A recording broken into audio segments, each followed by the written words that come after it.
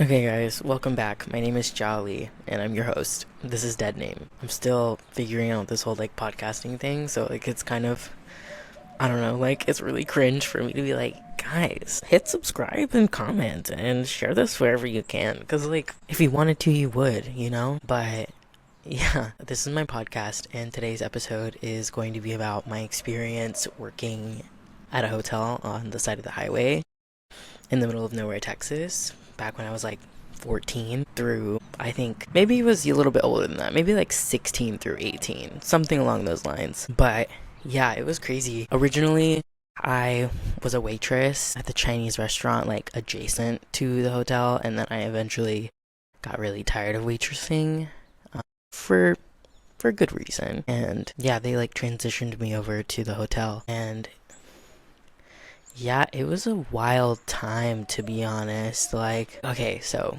I'll start off strong. We used to have this guy. We named him, his little token name was Black Magic. And that was because the story starts out where I am probably 16 and I'm working at the hotel and I'm just sitting there minding my business and I get a call and it's just this guy over the phone and he asked a really normal question at first and then immediately after he was like, do you know what black magic is? And I'm like, yes, actually. I said yes. Because I'm thinking he means dark spiritual stuff, you know what I mean?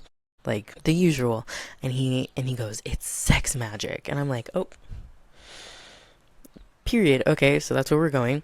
And I was so I just hung up on him because I was like, okay, I'm not gonna deal with this. This guy's just clearly insane. And then he calls back again after that, and he's yelling at me over the phone. And he's like, I'm on the highway, and I am driving, and my girlfriend is trying to throw herself out the car right now. We have a baby in the car, and I'm like, okay, oh my god, this guy's insane.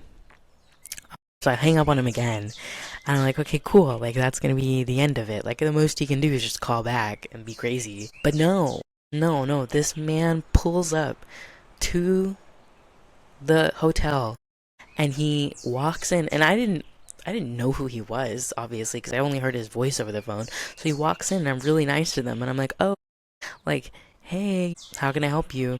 And immediately he just goes into the black magic thing and he's like, you cursed me and my girlfriend, you know, we were staying at this hotel last night and you went to our door and you did black magic on us because we were having a good time, and then all of a sudden next day she's saying that I did stuff against her will. And I was like, before you go any further and self-report, what are you talking about? Should I call the police? And he said he was going to call the police on me. I'm like, no. Because if they, I'm gonna call the police on you. Because when they get here and they hear your story, you're getting arrested for assault charges. What are you talking about? So, anyways, I don't even, it's been so long that I don't remember, the specifics, but, I remember his girlfriend, the aforementioned girlfriend, Queen, she walked in right after him and she was just, blank slate. No expression, nothing. And I'm like, okay, cool. You're just gonna stand here. I was like, blink in Morse code if you need help, SOS, anything. But eventually they left and they didn't come back for a while. And luckily I didn't have to call the police, but I was honestly really confused because I was like, I don't know what spurred this. Are they tweakers? What's happening?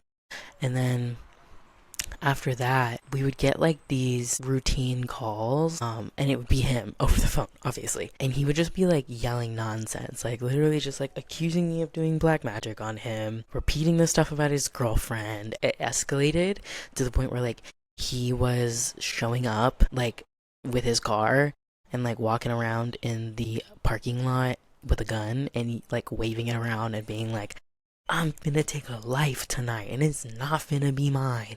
And I'm like, well, you're not taking my life. I am 16. But the thing is that the entire front side of the hotel was literally glass and he had a gun, and the glass, I promise you, was not bulletproof. My bosses at the time were like, yeah, just lock the door. I'm like, lock the door? He has a gun. Can I just go home? But I was like, okay, so I would lock the door when he would show up with his fucking gun. And I'm just like, okay, like, I guess this is what's happening now. And like, he never came on a schedule. Like, it wasn't like every Tuesday he's gonna come by and he's gonna wave his gun around and accuse or like threaten people with it. But like, he would just come when he felt like it, I guess. Yeah, I kind of like was low key fearful at that job for a while because of him. And like, he would come by and sprinkle like black salt, maybe, or black sand, some kind of like black powdery substance around the parking lot and like leave chicken bones and stuff. And I'm like, dude, you accused me of black magic, but what the fuck are you doing? You know? Then, like, I think I remember one time there was like another tweaker that I had to deal with at that job, but that tweaker got in his car and he was like driving around, and then Black Magic shows up and he throws himself onto the hood of this man's car, and they just start doing like donuts in the parking lot with like Black Magic like hanging onto the front of like the hood of the car. And I literally like working at the job was like a fever dream because it's like you never knew what was gonna happen. You were always just kind of like on the edge of your seat, like waiting because it was so chill. The job was so chill. Like, I swear, I just like drew all day and like went on YouTube and like watched YouTube videos all day. But then like I had to deal with tweakers, like really insane tweakers, on the times that I did actually have to do like some kind of work. And like Black Magic's probably like the best story that I got out of that, honestly. Because besides that, it would just be like random shit, like guys asking me out through like Google Translate. One time there was this tweaker who was like really like people would. It's just like regular stuff. Like people would call and they would try to like find out if somebody was there, and I'm like, dude, I legally cannot tell you whether they are here or not. And they would just get like really frustrated and like yell at me over the phone. Or there was like this tweaker who was like trying to, he had like a baby mama, and I guess who's like staying at the hotel because we had long-term stays. It was one of those kinds of hotels where like people who couldn't afford to like get an apartment would go and they would like live there basically. And so, yeah, that guy was like trying to get into one of the hotel rooms. I guess he figured out which one she was in, but like maybe based on her car or something. And he was trying to get in. I had to call the police. And then he came in to the hotel and he was like yelling at me. He's like, let me in, let me in. Like, give me a fucking key. Like, da da da da da. And I'm like, dude, no. Like, first of all, she explicitly told me that I should not be giving you a key. Second of all, I legally can't do that either. And he's just like getting more and more pissed off, and the police are on the way at this point. He was getting arrested, I think, because I think he was on something too. He was like literally insane and getting arrested. And then the baby mama came out, and she was like screaming and being like, "Oh my god, like no, like don't arrest him, like da da da." And like if I remember correctly, this lady said that he beat her. So I'm like, "Oh my god, like this is so messy." And then on top of that, there was like this one time, well, there was this one guy, and he would come every week. He would rotate between the same two girls, and I always knew it was him because he would send the girls in, and they would always ask about like plugging in a PlayStation. Like they would always be like, "Oh, this room, like he can't plug in his PlayStation. Can we get in your room?" And I'm like, "Queen, if only I could tell you that you are getting played." Because it's never like they all three came in. So I'm not thinking it's like a throuple. I think he was just like straight up cheating on somebody. But I'm like, really?